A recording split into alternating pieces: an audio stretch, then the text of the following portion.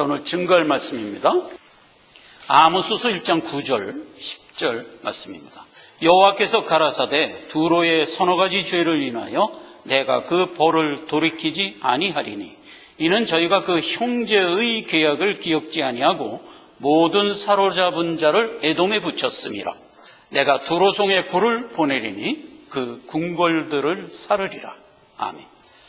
두로의 죄벌, 불신육국의 죄를 계속 살펴보는 가운데 두로의 죄에 대한 부분으로 들어왔습니다. 지지난 시간에는 아람과 블레셋에 대해서 살펴봤고요. 오늘 이제 두로인데, 이 두로는요, 성경에서 아주 매우 독특한 족속입니다. 여러분, 두로는 우리 모든 신앙생활을 하는 사람들 주변에 불신자 친구들이 많죠. 우리가 살아가면서 불신자 친구가 없을 수가 없어요. 그 불신자 친구들하고 우리는 그럭저럭 서로 좋은 관계를 유지하며 살아가요. 예수 안 믿는다고 해서 원수처럼 살아가지 않잖아요. 나름 친하게 이렇게 살아갑니다. 그 불신의 이웃의 한 모형이에요, 이 두로가. 그래서 오늘 이 두로를 살펴보면서 다른 불신육국과 달리 우리와 아주 밀접하게 가까이 있는 불신에 대해서 우리가 살펴보려는 겁니다. 성경에서 두로 그러면 지금 이 본문 말씀에서 보니까 형제와 계약을 맺은 사이다 이렇게 돼 있어요. 거래상 계약을 맺었다기보다는 설린 관계에 있다 이런 뜻이에요. 그런데 그 설린 관계에 있는 그가 끝내 이스라엘에게 해를 끼치더라 하는 죄입니다. 지금 이게 이스라엘을 에돔에 팔았대요. 에돔에 팔았다는 게 무슨 말?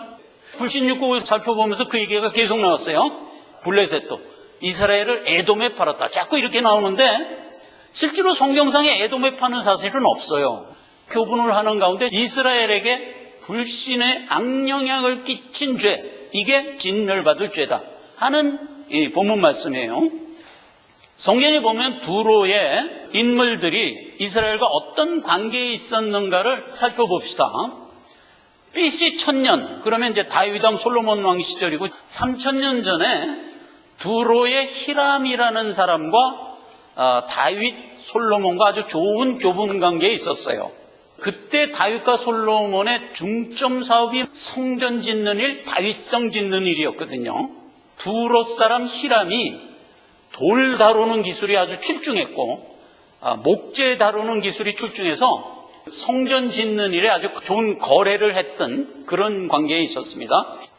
이스라엘과 유다가 멸망했을 때쯤 돼서는 두로도 바벨론에게 13년간 침략을 당하죠. 그래서 이제 시달림을 받다가 나중에 알렉산더 헬라가 일어났을 때 유난히 두로를 쳤어요. 근데 두로가 얼마나 견고한 성이었는지 7개월 동안을 그냥 집중적으로 공략을 해갖고 결국 점령을 하죠. 두로의 방백 2,000명을 전부 사형시키고 두로 거민 3만 명을 몽땅 노예로 끌고 가서 두로는 역사에서 그때 사라지는 겁니다. 이 두로가 성경상에 이런 모습을 보이는 게 굉장히 중요해요. 지금 성경 구속사상에서. 나중에 이제 마가복음 11장 24절에 가보면 예수님이 두로 지경에 가서, 두로와 시돈 지경에 가서 복음 증거했던 일이 한 번 있었고요. 사도행전 21장에 가면 사도 바울이 이제 선교 여행을 떠나잖아요. 그 오며 가며 들리는 기착지가 늘 두로였어요. 에스겔서 27장에 보면 두로가 얼마나 교역을 많이 했고 무역이 풍부한 족속이었는가 하는 게 나옵니다.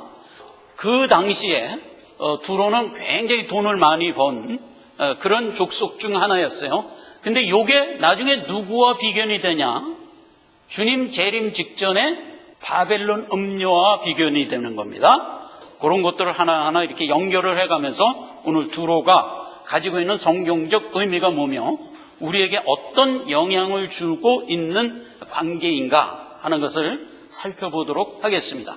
자, 이 사진을 잠깐 보시면 이 앞에 가보면 해안선 가까이에 두로의 그 도성이 이렇게 솟아나 있는데 그게 섬이라고 볼 수도 없고 그렇다고 섬이 아니라고 볼 수도 없고 이런 땅이에요. 그래서 두로 왕이 여기다 견고한 방파제를 600m를 쌓아가지고 여기를 오늘날 맨하탄 같이 만들어버린 거예요.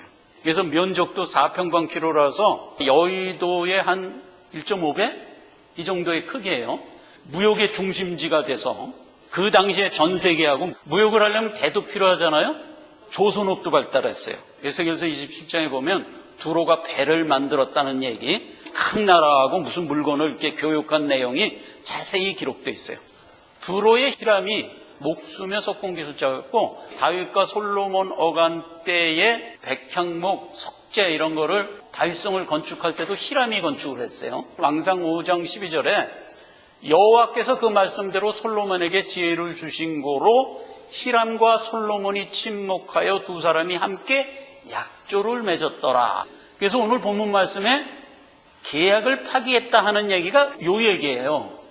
그래서 약조를 맺어가지고 히람이 솔로몬으로부터 1년에 밀 2만석, 맑은 기름 20석을 받고 돌과 목재를 공급을 했던, 그래서 이제 그 솔로몬 성전을 졌던 거예요. 히람이 성전을 건축하는데 쓰임받은 공이 있어요. 그래서 이때까지는 서로가 좋은 선린 관계를 가지고 있었다. 기본적으로 성경은 뭐라고 되어 있나요? 불신자가 예수 안 믿는 것을 구속사 내내는 심판하지 않겠다 이랬어요. 예수님도 하신 얘기가 뭐예요? 은혜를 악인과 선인에게 공이 내린다. 구속사 끝나면 심판하는 거예요. 그러면 개인적으로는 어떻게 되는 거예요? 자기 수완 끝나면 구분되듯이 공이 준다는 것을 기본적으로 알아야 돼요. 그래서 저 사람은 불택자고 나는 믿는 자고, 물론 이런 영적인 구분이 우리에게는 있어요. 이 땅을 살아갈 때 하나님은 차별하지 않는다 하는 거는 기본으로 알고 있어야 돼요. 창세기 1장 28절에 하나님이 기본적으로 준 얘기예요. 사람에게 복을 주고 생육하고 번성하여 땅에 충만하도록 허락했다 이 말이에요. 사도행전 17장에도 사도 바울이 아덴에 갔는데 아덴 사람들이 많은 우상들을 섬기면서 살았어요. 그때 그 사도 바울이 한 얘기입니다. 25절부터 제가 한 도구절을 읽겠습니다. 또 무엇이 부족한 것처럼 사람의 손으로 섬김을 받으시는 분이 아니다. 하나님은 이는 만민에게 생명과 호흡과 만물을 친히 주시는 자다. 인류의 모든 족속을 한 혈통으로 만드사 온 땅에 거하게 하시고 저희의 연대를 정하시며 거주의 경계를 하나였으니 이는 사람으로 하나님을 혹 더듬어 찾아 발견케 하려 하심이로되 그는 각 사람에게서 멀리 떠나 계신 분이 아니다. 이러면서 이제 하나님을 소개했잖아요. 그래요. 모든 인류에게 복 주시고 만물을 주세요. 가을이면 결실을 주고 이마에 땀을 흘리면 소득을 주시고 하면서 모든 악인과 선인을 공히 키우시는 분이다. 에스겔서 27장 3, 4절에도 동일합니다. 바다에 거하는 통상하는 자여 내 지경이 바닷 가운데 있음이며 너를 지은 자가 네 아름다움을 온전케 하였다. 성경에서 바다 그러면 민족, 인류 이런 뜻이고요. 이 얘기는 이사야서 17장, 에레미야서 25장, 계시록 17장 이런 데 보면 물이 곧 백성이라, 바다가 곧 민족이라 구약을 읽을 때 쓰는 어휘들이 에스겔서 27장에서 얘기한 대로 바다 가운데 통상하고 살면서 아름답게 만들었다 이거예요. 누구를? 인류를. 그래서 여기서는 두로 얘기하는 거거든요. 두로도 하나님이 그렇게 아름답게 만들었다. 택한 자들과는 선린 관계를 유지하면서 살도록 하나님이 또 허락하시죠. 기본을 제가 지금 얘기하는 거예요. 그래서 왕상 5장 12절에는 여호와께서 그 말씀대로 솔로몬에게 지혜를 주신 거로 히람과 솔로몬이 친목하여 두 사람이 함께 약조를 하고 거래를 선하게 하였더라. 이렇게 되듯이 우리의 삶에서도 마찬가지예요. 저는 제 친구 중에서 아주 친한 친구가 하나 있어요. 그래서 그 집, 우리 집의 내용을 서로가 잘 알아. 그러니까 우리가 흔히 얘기하는 숟가락 몇 개 있는 것까지 다 알아. 그 정도로 친한데 예수를 안 믿어요. 이 친구가 예수를 안 믿어요. 여러분도 그런 관계에 있는 사람들이 있죠? 친하고 참 허물없는 사이인데 예수를 안 믿는 거야. 그래서 이제 기회가 있을 때마다 예수 믿어 하는데 형 안 믿는 거야. 지금 벌써 나이가 70이 넘었는데 아직도 안 믿는 거야. 그러나 이제 우리는 안타깝죠. 안타깝지만 이건 현실이다 이 말이에요. 우리가 이제 늘 성경에서 믿음을 강조하다 보니까 그래서 악과 선의 개념으로 늘 보던 시각을 오늘 좀 이렇게 릴리즈하라고 제가 일부러 이 얘기를 하는 거예요. 그리고 이건 현실이고 그렇게 해서 이제 이걸 기본으로 알고 두로를 들어갑시다. 두로는 성경에서 사단의 상징으로 나옵니다. 이거는 굉장히 강조를 세게 해서 지금 두로를 규정하는 거예요. 블레셋 그러면 뭐의 상징으로 나왔죠? 진멸받아야 할 불택자의 상징으로 나왔죠. 가나안 거민을 진멸하라. 불쌍히 여기지도 말고 어떤 약조도 맺지 말고 진멸의 대상이었다고요. 블레셋은. 이제 다음 시간에 알아볼 에돔. 에돔은 불택자의 대상. 리브가가 쌍둥이를 잉태했는데 큰 자는 내가 택하지 않고 사랑하지 않았고 작은 자는 내가 택했다 하면서 아예 태어날 때부터 택함과 불택자를 구분해 줬죠. 이런 식이에요. 이런 식으로 나오는데 세상에 두로는 사단의 상징이단 말이에요. 그러면 두로에 대한 죄를 두로 저건 사단이다 이렇게 얘기한 거예요. 그런데 그 두로가 우리 일상에서는 선린으로 있다 이 말이에요. 이 두로가 이스라엘에게 악영향을 끼칩니다. 두 사례를 봅시다. 첫째 하나는 두로의 왕 엣발이라는 사람이 자기 딸 이세벨을 이스라엘 왕 아합에게 시집 보내죠. 그래서 왕상 16장 31절에 보면 아합이 여로보암의 죄를 따라 행하고 근본적으로 아합에게 좀 신앙이 없었어요. 그런 상태인데 시돈 사람 왕 엣발의 딸 이세벨을 아내로 삼고 가서 바알을 숭배하였더라. 두로 사람들이 기본적으로 믿고 있는 신이 바알 신이었거든요. 그래서 바알을 갖고 들어오고 바알 신 밑에 아세라는 여신이라고 그랬어요. 결국 음란이라고 그랬죠. 그래서 이세벨이 아합에게 가지고 들어온 게 기본적으로 불신 플러스 음란, 이걸 영향 준 거예요. 그래갖고 이스라엘에 19명의 왕이 있는데 그 중에서 제일 악한 왕을 꼽으라면 아합이라니까. 택한 이스라엘 백성을 가장 악하게 조장한 자가 누구다? 두로단 말이에요. 두로단 말이에요. 아합을 보면서 우리가 생각을 해야 돼요. 우리 주변에 선린 관계를 유지하고 있는 많은 이웃들 간에 불신자들이 있어요. 근데 그 불신자들에게 우리는 영향을 줘야지. 예수 믿어. 예수 안 믿으면 안 돼. 하면서 우리가 영향을 줘야 돼요. 그런데 이게 거꾸로 돼갖고 그 불신자가 나에게 영향을 줘버리면 큰일 난단 말이에요. 아합처럼 된단 말이에요. 아합처럼.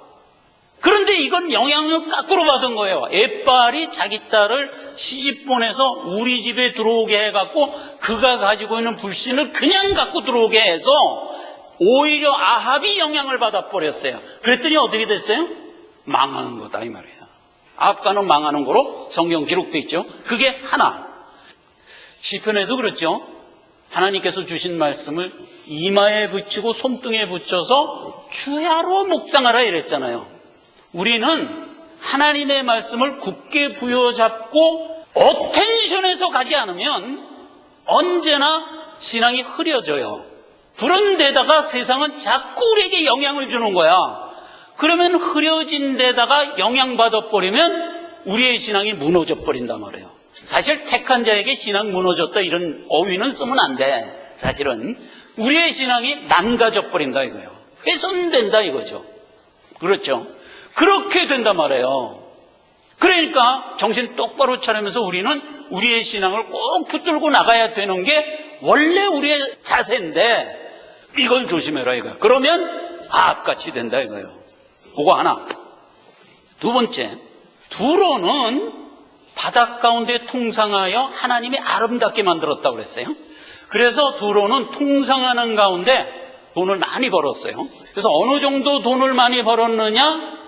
이거 에스겔서 27장 다 읽으려면 시간이 없으니까 제가 제목만 빨리빨리 얘기합니다. 3절에 보니까 두로 너는 바다에서 통상하는 자로서 내게 복을 주었다. 5절에서 9절을 보면 내가 무역선을 만들었다. 그러니까 무역을 하려니까 배도 필요하잖아요.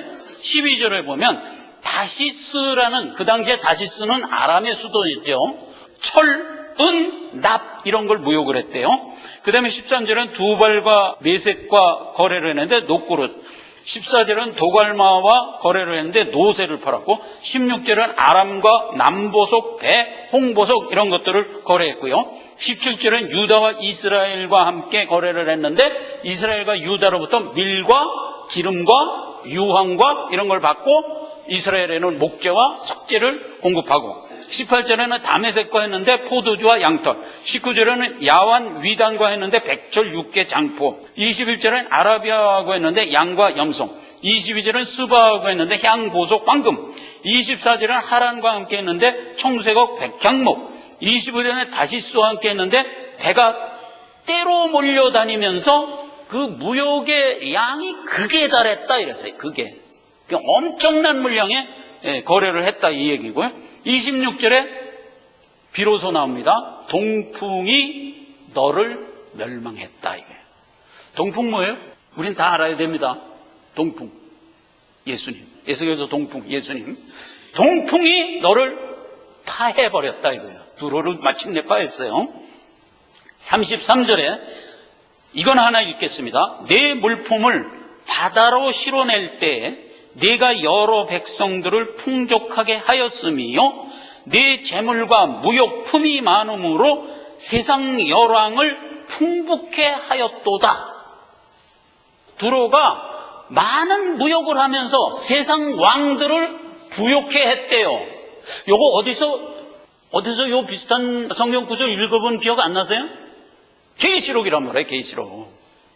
계시록 17, 18장에 보면 바벨론 음녀가 세상 열국과 거래를 했어요. 그 거래한 거 살짝 읽어보겠습니다. 계시록 18장 11절 이하입니다. 땅의 상고들이 그를 위하여 울고 애통하는 것은 다시는 그 상품을 사는 자가 없습니다. 이건 망했을 때 얘기예요. 12절 그 상품은 금과 은과 보석과 진주와 세마포, 자주옷, 비단, 붉은 옷감, 각종 향옥, 각종 상아, 기명, 값진 나무와 진유와 철과 옥석으로 만든 각종 기념이요. 13절 계피와 향료와 향과 향유와 유황과 포도주와 감람류와 고른 밀가루와 밀과 소와 양과 말과 수레와 종들과 사람의 영혼이라. 사람의 영혼이라.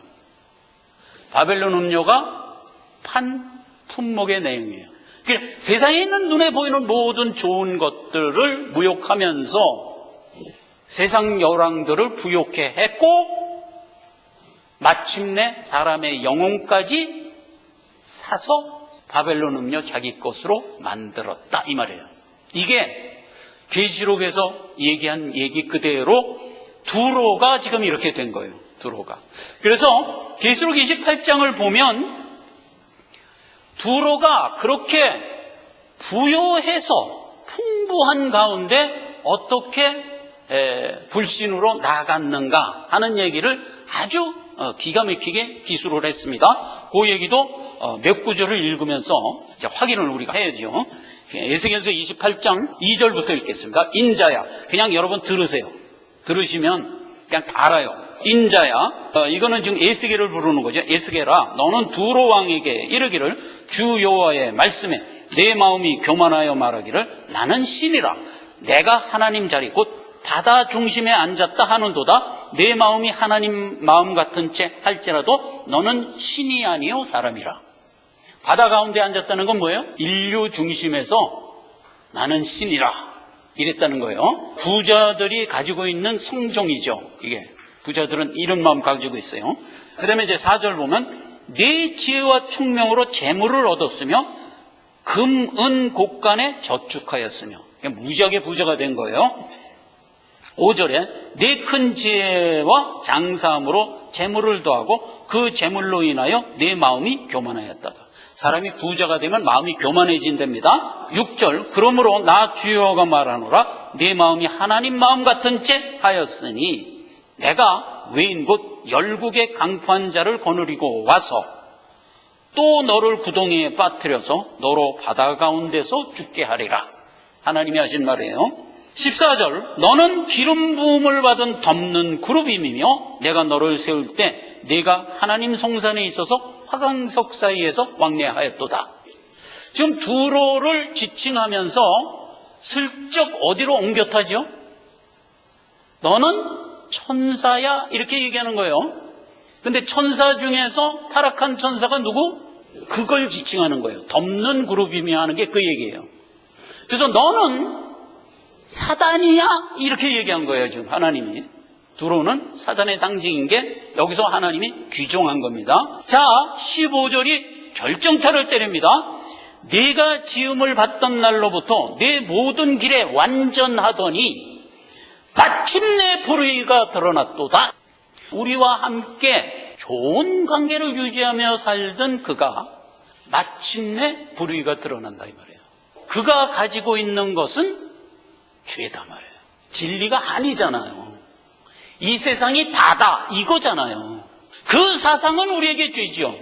그 마침내 그 사상으로 나에게 영향을 줘버리면 맞아, 눈에 보이는 게 다지 하고 나가면 그러면 앞같이 되는 거예요. 여러분 사단 그러면 생각나는 거 있죠?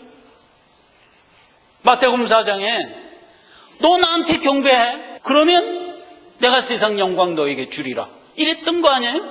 그러니까 두로가 지금 세상에 무욕을 하면서 굉장히 부를 축적했다 하는 얘기는 신앙 눈으로 볼 때 사단에게 경배했더니 사단이 마구 퍼준 거죠.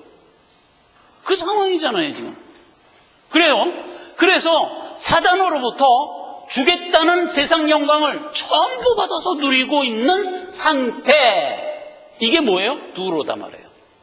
예수님은 그런 사람을 뭐라고 지칭했었죠? 데카볼리의 군대 귀신 들린 자. 안 믿는 자는 다 사단에 들린 자인데 남보다 더 많이 경배를 함으로 세상 것을 더 많이 받은 상태. 이 상태다 말이에요. 그래서 귀신이 한 마리도 아니고 예수님 말에 의하면 2,000마리가 들어왔다 이 말이에요. 문명세계의 엘리트가 되어 세상 것을 마음껏 누리며 살아가고 있는 자가 불신자라면 그가 곧 두로다 말이에요. 예수님 말로 의하면 2,000마리 군대 귀신 들린 자다 이 말이에요. 자, 이런 실상으로 지금 이끌어 가고 있는 거예요. 계속 봅시다. 16절, 내 무역이 풍성함으로 내 가운데 강포가 가득하여 내가 범죄하였도다. 너 덮는 그룹아. 또 그랬어요. 너 사단아. 지금 두로한테 하는 얘기인데 이렇게 얘기하는 거예요. 그러므로 내가 너를 더럽게 여겨 하나님의 산에서 쫓아내었고 화강석 사이에서 멸하였도다. 원래 두로를 어디서 만들었다고 그랬어요? 에덴에 화강석 사이에서 하나님이 아름답게 만들었다고 그랬어요. 그러니까 모든 택한 자고 불택자고 이 세상을 아름답고 유력하게 살도록 하나님이 허락했다. 그 얘기를 다시 언급하는 거잖아요. 마침내 내가 불의를 드러내므로 멸했다 이거예요. 물론 구속사 마감할 때고 그 개인적으로는 그 사람 인생 끝날 때라고요. 그때 멸하는 거예요. 17절, 내가 아름다움으로 마음이 교만하였으며 내가 영화로움으로 네 지혜를 더럽혔으며 내가 너를 땅에 던져 열왕 앞에 두어 그들의 구경거리가 되게 하리라. 그 주님 재림할 때 얘기입니다. 요 계시록에 가면 그 얘기가 그대로 나와 있죠. 18절, 내가 죄악이 많고 무욕이 불의함으로 내 모든 성소를 더럽혔으며 만민 중에 내가 경계거리가 되고 내가 영원히 다시 잊지 못하리라. 이렇게 마감이 된 게 에스겔서 28장이라고요. 군대 귀신이 들려버리면 불신적 시각으로는 어떤 모습인가요? 평안하다, 안전하다, 쾌적하다, 이런 모습이죠. 세상에서 아주 평안한 사람이죠. 부족한 게 없는 거죠. 그런데 영적 시각으로 보면 어떻게 돼요? 가장 더러운 무덤 사이에서 제 몸 상하며 저 죽을 줄 모르고 살다가 죽으면 지옥 가는 자다 이 말이에요. 이 예수님이 설파한 얘기잖아요. 데카볼리의 군대 귀신 들린 자를 누가 와서 고쳐줬나요? 그는 예수님밖에 고칠 수가 없는 거예요. 그는 다른 어떤 거로도 못 고치는 거예요.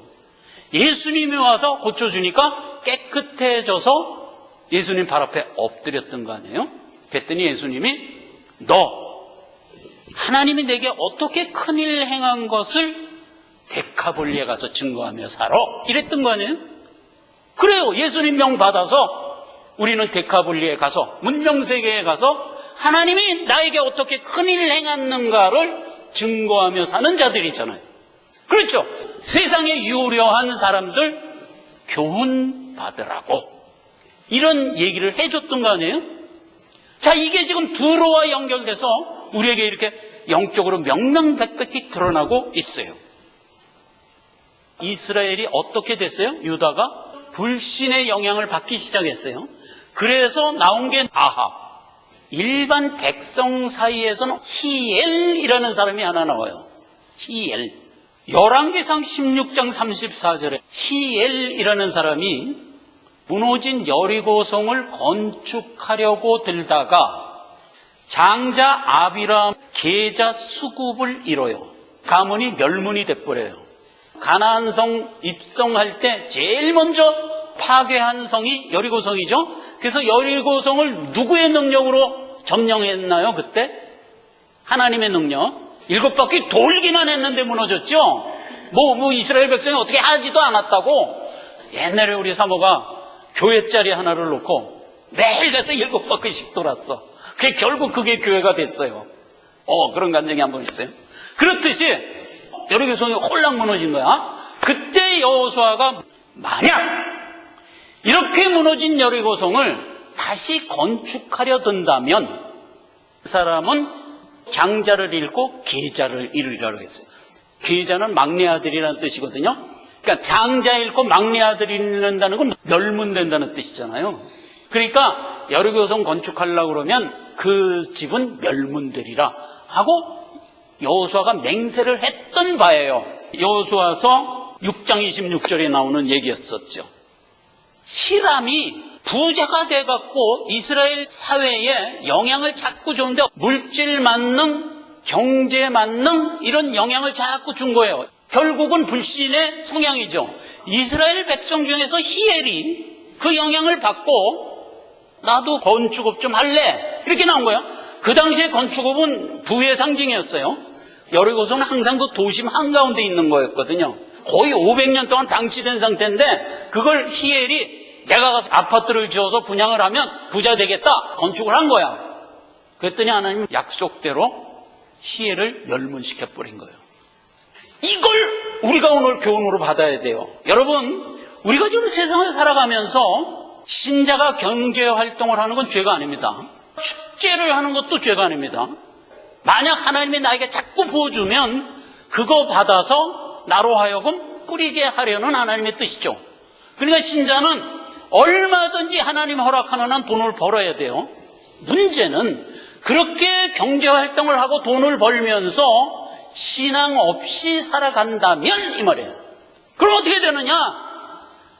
히엘같이 된다고요. 하나님의 금령을 무시하며 나아가는 우를 범하게 된다고요. 하나님의 금령이 여리고성은 건축하지 마 이거였잖아요. 그런데 그걸 건축했어요. 뭐 때문에? 돈 때문에. 신앙의 어떤 원칙을 세상 살아가는 유익을 위해서 버리면 안 된다 이 얘기잖아요. 버리면 히엘처럼 된다니까. 하나님이 나에게 준 구원의 도, 진리, 이 굵은 기둥은 항상 제1로 잡고 있어야 돼요. 그걸 잡고 우리의 삶을 살아가라 이 말이에요. 하나님의 돈을 붙여주면 돈 벌고 사업을 확장시켜주면 확장하고 하면서 가라 이 말이에요. 세상 논리를 잡고 하나님의 금령을 놔버리면 멸문 끊겨지는 거예요. 두로를 우리에게 준 교훈이라고요. 여러분, 우리 주변에 설린으로 있는 자가 누구였죠? 히람. 우리는 히람에게 영향을 주며 살아야 마땅했어요. 근데 거꾸로 히람이 나에게 영향을 주면 그러면 망하는 거예요.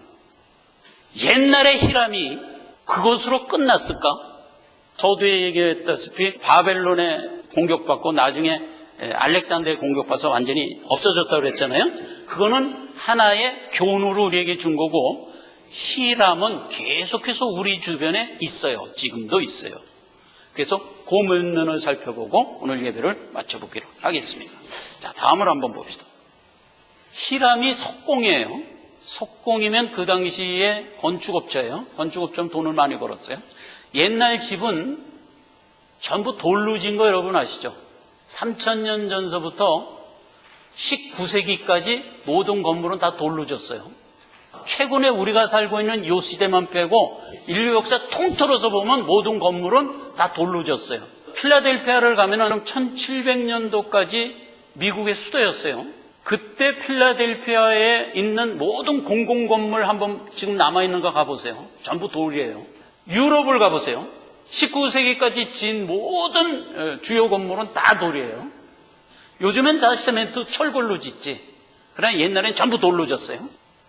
건축업을 하는 사람이 재벌의 효시거든요. 그래서 히람이 그렇게 큰 재벌이 됐던 건데 그 히람의 후예가 19세기까지 계속 재벌로 이어져 옵니다. 재벌로. 그 재벌들이 모여서 길드를 만들었어요. 하나의 조합을 만들었어요. 그 조합을 만든 게 1717년도에 프리메이슨이에요. 프리메이슨에 대해서는 음모론자다 뭐다 해갖고 이제 많은 생각을 하는데 그런 거 전부 다 이렇게 털어버리시고 두로를 살펴보는 가운데 보자고요. 이거는 바닥 가운데 있는 하나의 기조예요. 아까 그랬죠, 성경에. 바닥 가운데서 무욕하여 아름답게 살게 하였다 이랬잖아요. 그러면 그거는 인류 역사에서 늘 부자들이 그렇게 명맥을 유지하면서 오는데 그때 1700년도까지만 해도 석공기술자들이 재벌이었죠. 그러니까 이 사람들이 프리메이슨이라는 조직을 만들었어요. 사회봉사를 하자 해갖고 처음에는 이렇게 만든 거예요. 그 런던에 가면은 이게 석공조합 건물이에요. 그 당시에 만든. 요게 지금 앞면만 봐서 이렇게 좁아 보이지? 저 뒤로 쭉 가면 길게 있어요. 오늘날에는 이게 옛날 건물이라서 일반인에게 관광으로 개방을 했어요. 개방을 했어. 그래서 안에 들어가 보면 뭐 방도 여러 개 있고 홀들이 있어요. 그래서 이 홀에서 그 당시에 석공조합원들이 사업 계획을 짜고 그랬겠지. 브레드 러브예요. 형제사랑. 그 다음에 사회봉사. 그 다음에 또 하나 있는데 제가 잊어버렸어. 그런 것들을 이제 목표로 해서 하는 거예요.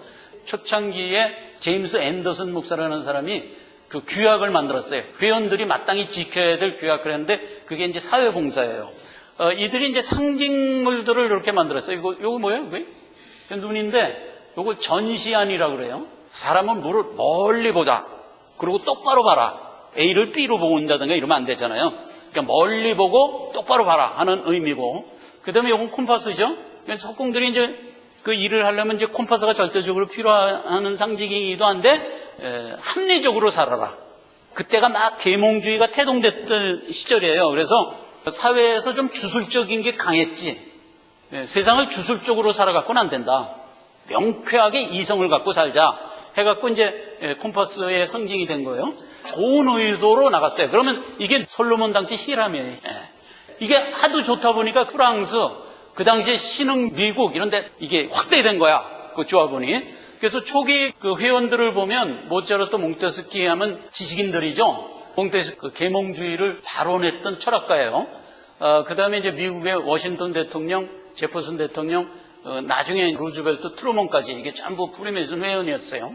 이 사람들이 프리메이슨 회원으로서 프리메이슨 이념으로 미국을 건국하죠. 인류에게 봉사하고 형제간에 사랑하자. 그 이념의 상징이 오늘날도 남아있죠. 이 전시안이 미국 돈 1달러에 요게 있어요. 그래서 미국이 좋은 건국 이념을 갖고 오늘날까지 이렇게 세계에 기여를 하면서 살아간 근간이 됐던 거예요.